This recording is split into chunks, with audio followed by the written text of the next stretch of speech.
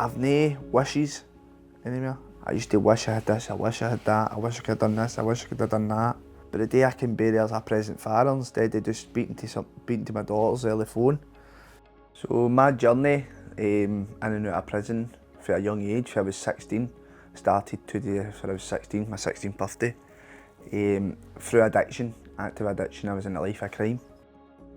And as the more I was getting involved in crime, the more the drug use was getting heavier, the more deeper in crime I was getting, the bigger the sentences were getting and the worse the crime was getting. And eventually it took me to 2020 there, where I took a guy's life over drugs inside prison.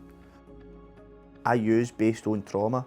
I used drugs based on what my experience of life was. When I couldn't get drugs, turning to self-harm was a big help for me. Again, it's just that relief, no knowing where to turn there, what to use, or you didn't want to show your weakness speaking to other prisoners.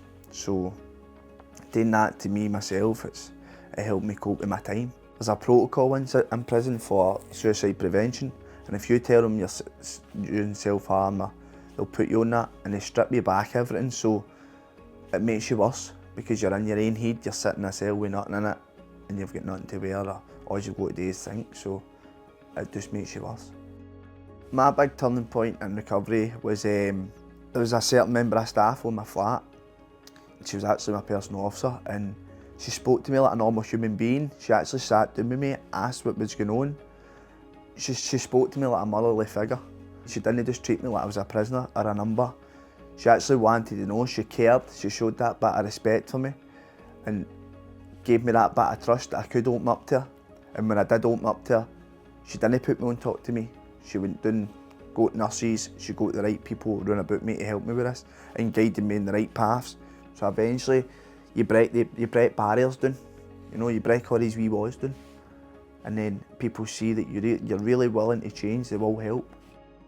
My life today is totally different from what it ever has been. I've been out now 14, 15 months and I've done more in the last 15 months than I ever did in my full life. The day I go back to prisons and help other guys, I was doing recovery work, I was a peer mentor, and that's where my biggest bit of gratitude comes from, because I know I can walk in there and the impact I can have on them and then get back to their cell that night.